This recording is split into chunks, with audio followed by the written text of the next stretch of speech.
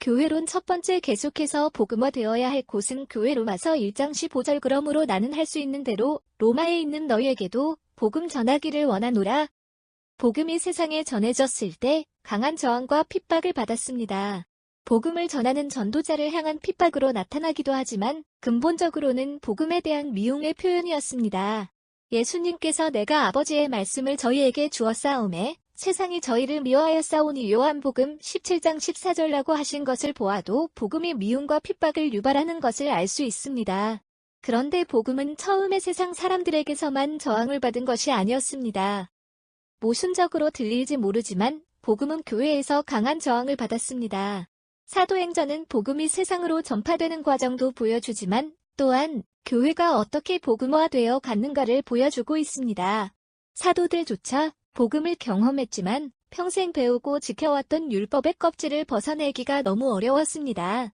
저항하는 베드로를 설득하기 위해 하나님께서 광주리 환상을 보여주시며 하나님께서 깨끗게 하신 것을 내가 속되다 하지 말라. 사도행전 10장 15절라고 설득하셨습니다.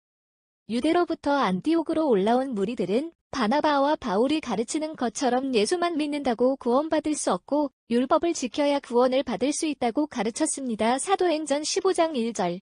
이 일로 교회에 심한 논쟁이 일어났습니다. 결국 안디옥 교회는 바울과 바나바를 예루살렘에 보내서 이 문제로 물었고 사도들 중심으로 예루살렘 총회가 기독교 역사상 처음으로 열렸습니다. 심한 논쟁이 있은 후 율법으로 짐을 지우지 않는다는 결론이 내려져 각 교회들에 전달되었습니다. 나중에 사도 바울이 예루살렘을 다시 방문하였을 때 사도 바울을 가만히 두지 않으려고 했던 사람들 중에는 안 믿는 사람들만 있었던 것이 아닙니다. 믿는 유대인들이 바울이 율법을 지키지 않아도 된다고 가르친다면서 가만히 두지 않으려고 했습니다. 사도행전 21장 20절에서 22절. 이런 현상은 복음의 형성이 이루어진 기독교 초기에만 있는 현상이 아닙니다. 복음의 변질은 오랜 세월에 걸쳐 이루어졌고 종교개혁이라는 엄청난 소용돌이를 거쳐서 복음이 회복되었습니다. 복음은 불신자들에 의해서만 저항과 핍박을 받는 것이 아닙니다. 복음은 끊임없이 교회에서 저항과 핍박을 받았고 받아오고 있습니다. 그래서 복음을 위한 논쟁과 설득이 불신자들에게만 필요한 것은 아닙니다. 교회가 복음으로 끊임없이 설득되어야 합니다. 안 믿는 사람들만 복음화되어야 하는 것이 아니라 교회가 먼저 복음화되어야 합니다.